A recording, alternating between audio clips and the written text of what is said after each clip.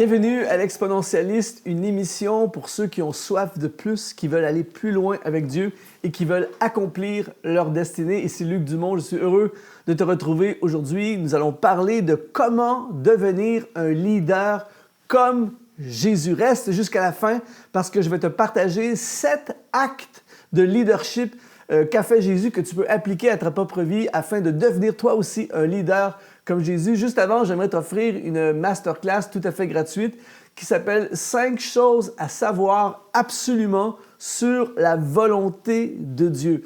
Je te partage dans cette masterclass des éléments essentiels pour vivre la volonté de Dieu, pour découvrir la volonté de Dieu et pour comprendre le plan divin pour notre vie. Je t'encourage vraiment à regarder cette masterclass. Elle est disponible tout à fait gratuitement en allant dans le lien qui apparaît au bas de l'écran et tu peux t'inscrire et accéder à 100% gratuitement à cette formation. Alors aujourd'hui, comment devenir un leader comme Jésus? Jésus, c'est l'ultime. Il n'y a rien de personne de plus grand qui a fait de plus grandes choses. Jésus est au top du top. Et quand on étudie les évangiles, son passage sur la terre, on voit que Jésus a fait des actes de leadership. Il a fait des actions qu'un leader devrait faire et il nous donne en quelque sorte un modèle à suivre. Et je veux vraiment t'encourager, si tu es un leader, à bien capter les 7 actes de leadership et à les partager, cette vidéo, que tu puisses la partager à d'autres leaders que tu connais ou des gens qui aspirent au leadership. Alors, le premier acte de leadership que je veux regarder avec toi de Jésus, c'est influencer des gens à le suivre. Jésus a influencé des gens à le suivre. On voit par exemple dans Matthieu chapitre 4, au verset 19 et 20, il est écrit, il leur dit, « Suivez-moi et je vous ferai pêcheurs d'hommes. » Et il est écrit, « Aussitôt, ils laissèrent les filets et le suivirent. » Tu sais que quelqu'un est un leader lorsqu'il y a des gens qui le suivent. Il y a des gens qui ont un titre, ont un poste de patron ou de leader dans un bureau ou dans une organisation quelconque, mais personne ne veut les suivre. Alors, tu as le titre, mais tu n'es pas un leader. Alors que des fois, dans une organisation, on va avoir quelqu'un qui n'a aucun titre, mais qui a énormément de leadership. En fait, John Maxwell, ce grand enseignant sur le leadership, dit tout le temps que le leadership, c'est l'influence. Si tu veux savoir qui est le leader, regarde qui influence vraiment les gens.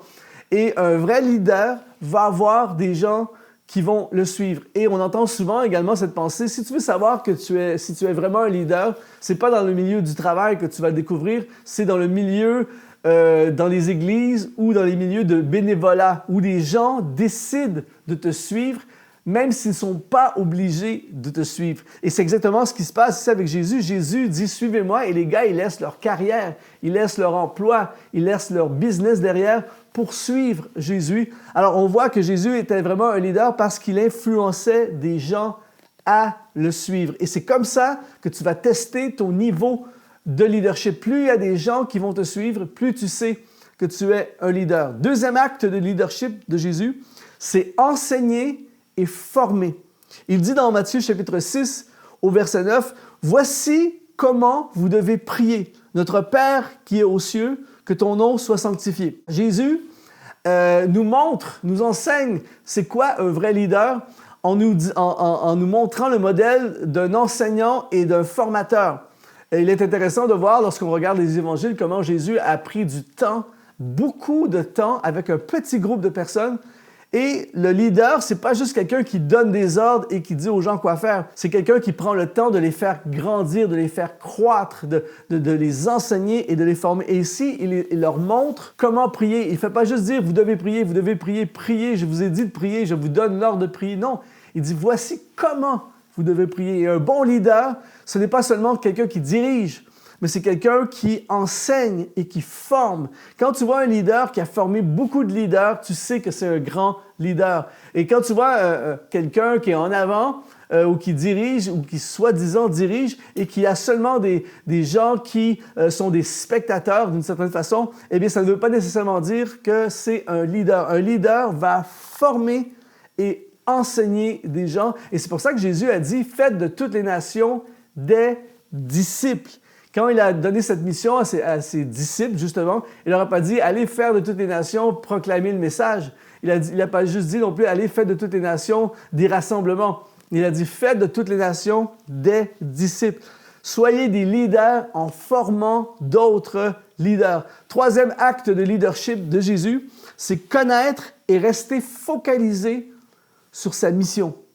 Ce que Jésus enseigne au travers de sa vie, à comment devenir un leader, comment être un leader, c'est qu'un leader devrait être constamment concentré, focalisé et surtout connaître sa mission.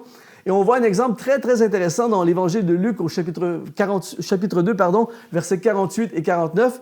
Jésus est un ado à ce moment-là, il a 12 ans.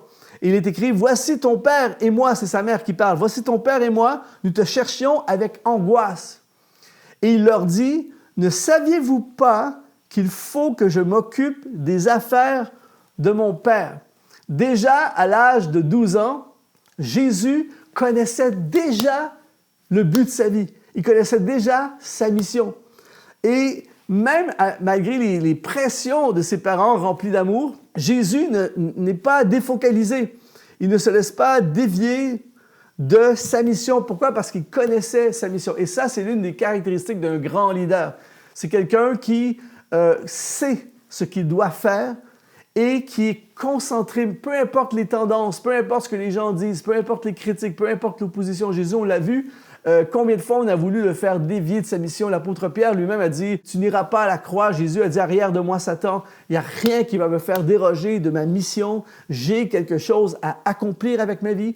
Et peu importe les pressions, peu importe les tentations, si cette coupe pouvait s'éloigner de moi, mais non pas ce que je veux, mais ce que tu veux, Père. » Et Jésus est constamment en train d'avancer vers sa mission. Il est focalisé sur sa mission parce qu'il sait quelle est sa mission. Et ça, c'est un des traits d'un grand leader. Si tu veux être un leader d'impact, d'influence comme Jésus, eh bien, il est impératif pour toi de trouver en priorité quelle est ma mission. Et deuxièmement, quoi qu'il arrive par la suite, je reste concentré et focalisé sur ma mission. Quatrième acte de leadership que Jésus nous montre, c'est donner une direction. Il dit « Lève-toi, dit-il au paralytique, prends ton lit et va dans ta maison. » Et là, il y a plein d'exemples dans le Nouveau Testament où on voit Jésus donner des instructions, donner une direction, dire spécifiquement « Voici ce que je veux que tu fasses, fais ça, ça, ça. Voici là où tu dois aller, va là-bas, va à gauche, va à droite, fais comme ci, fais comme ça. » Il donne une direction. Et un bon leader, ce n'est pas quelqu'un qui est passif, ce n'est pas quelqu'un qui laisse tout le monde donner toutes sortes de directions. On voit, par exemple, dans une organisation, que ce soit un gouvernement, que ce soit un business, que ce soit une église, une entreprise quelconque, on voit que lorsque le leader n'est pas un leader, eh bien, tout le monde donne des directions. Il y a 18 directions différentes où on ne connaît pas du tout la direction. Les gens, les employés ne savent pas dans quelle direction aller, ne savent pas ce qu'on s'attend d'eux, ne savent pas trop parce que personne leur donne de direction parce qu'il n'y a pas de leader. Mais Jésus était tout le temps clair. Je vous envoie, allez faire ceci, nous allons là-bas, nous allons prendre le bateau, retirons-nous et allons prier. Il était constamment en train de donner une direction et ça, c'est vraiment une caractéristique inhérente des bons leaders et Jésus en est l'exemple. Cinquième acte de leadership de Jésus pour comment devenir un bon leader, c'est ne crains pas les responsabilités. Dans l'Évangile de Matthieu, au chapitre 11, au verset 28, Jésus dit « Venez à moi, vous tous qui êtes fatigués et chargés, et je vous donnerai du repos. » Et là, ça devient très intéressant, ce passage, parce que Jésus accepte et invite même les gens à venir se reposer sur lui. Il n'a pas peur de prendre des charges. Et en disant quelque chose comme ça, c'est énorme, ce dans quoi il se lance. Il ouvre la porte à beaucoup de problèmes. Mais un bon leader n'a pas peur des responsabilités. En fait, si tu sais que tu grandis dans ton leadership, lorsque on te confie davantage de responsabilités. On est d'accord pour dire que le responsable, le leader d'une nation, d'un pays, a beaucoup plus de responsabilités que le leader du petit magasin du coin ou de McDo. Le plus tu montes en leadership, plus tu grandis en leadership, plus la responsabilité, il y a de plus en plus de responsabilités, de plus en plus de gens comptent sur toi, de plus en plus de gens regardent à toi, de plus en plus de gens dépendent de toi. Et Jésus ici n'a pas peur d'offrir aux gens de dépendre de lui d'une certaine façon Et c'est très important, si tu veux devenir un grand leader au modèle de Jésus, de ne pas avoir peur des responsabilités. Quand tu vois une personne qui dit « je veux devenir un leader », mais aussitôt que tu lui offres, tu lui proposes de prendre des responsabilités, qu'il se retire, il a peur, il ne veut pas, eh bien, tu sais tout de suite que cette personne-là ne sera jamais un grand leader parce que le leader n'a pas peur des responsabilités. 6e acte de leadership de Jésus, c'est déléguer des tâches. Dans l'Évangile de Luc, au chapitre 19, au verset 29 à 30, Jésus envoya 2 de ses disciples en disant « Allez au village qui est en face, vous trouverez un ânon, détachez-le et amenez-le-moi. » Jésus aurait pu être comme beaucoup de soi-disant leaders, aurait pu être ce qu'on appelle chez nous un control freak. C'est-à-dire, c'est moi qui vais le faire, et les gars, ils ne feront pas un bon boulot, et ils ne comprendront pas vraiment ce que je veux, tout ça, donc je vais aller le faire, je vais aller chercher l'ânon moi-même. Et on sait très bien qu'on étudie les évangiles que Jésus était ultra sollicité. Partout où il allait, quelqu'un voulait quelque chose de lui. Les gens voulaient un miracle. Les gens passaient par le toit de la maison. Il fallait qu'ils se cachent sur le top des montagnes. Ils partent en bateau. Les gens, il avait des responsabilités. Il avait des demandes sur lui. Il avait des sollicitations. Il avait un horaire extrêmement chargé. Et Jésus est extrêmement organisé dans ses priorités. Et il avait compris que pour accomplir tout ce qu'il avait à accomplir, dans le peu de temps qu'il avait pour l'accomplir, il devait déléguer des tâches. En déléguant, il allège sa charge et il fait grandir les gens qui sont autour de lui, alors il les envoie chercher un ânon. Et il y a un bel exemple de leadership aussi. Tu ne peux pas grandir dans ton leadership si tu n'apprends pas à relâcher le leadership, si tu n'apprends pas à déléguer et à donner le travail à d'autres personnes. Et Jésus a été un modèle à ce niveau. 7e acte de leadership, et celui-là, c'est probablement l'un des plus grands actes de leadership dans le leadership chrétien pour être un leader spirituel, et Jésus a été le modèle ultime, c'est servir.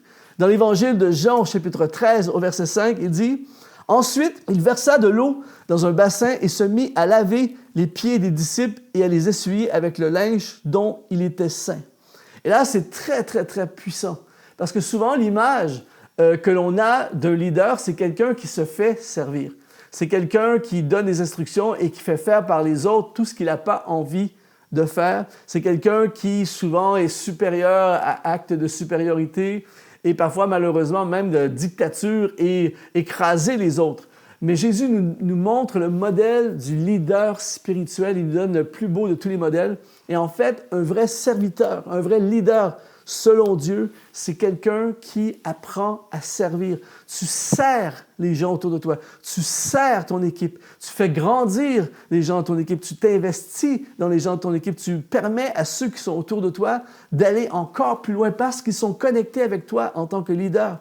Eh bien, ce n'est pas pour que tu les aspires et que tu prends tout ce qu'ils ont, c'est pour les aider à croître et à devenir ce que Dieu veut pour eux. Et un des moyens, c'est de les servir. Et Jésus, qui est le Fils de Dieu, le Roi suprême, le Roi des rois, le Seigneur des seigneurs, va nous donner ce modèle en lui-même lavant les pieds de ses disciples. Et ça me touche profondément. Et j'espère que ça te parle à toi aujourd'hui qui est dans le leadership ou qui aspire à devenir un leader. Si tu veux devenir un grand leader selon le cœur de Dieu, eh bien Jésus est l'ultime modèle. Et aujourd'hui, je veux t'encourager à devenir un leader, mais comme Jésus. Et si tu as été inspiré par ce message, eh bien je t'encourage vraiment à aller encore plus loin en allant dans notre masterclass. 5 choses à savoir absolument sur la volonté de Dieu. Le lien apparaît au bas de cet écran et tu peux accéder en t'inscrivant tout à fait gratuitement à cette masterclass qui va t'amener encore plus loin dans les plans merveilleux de Dieu pour ta vie. Ça a été un honneur de contribuer dans ta vie et te servir aujourd'hui. Ici Luc Dumont et je te dis, sois exponentialisé.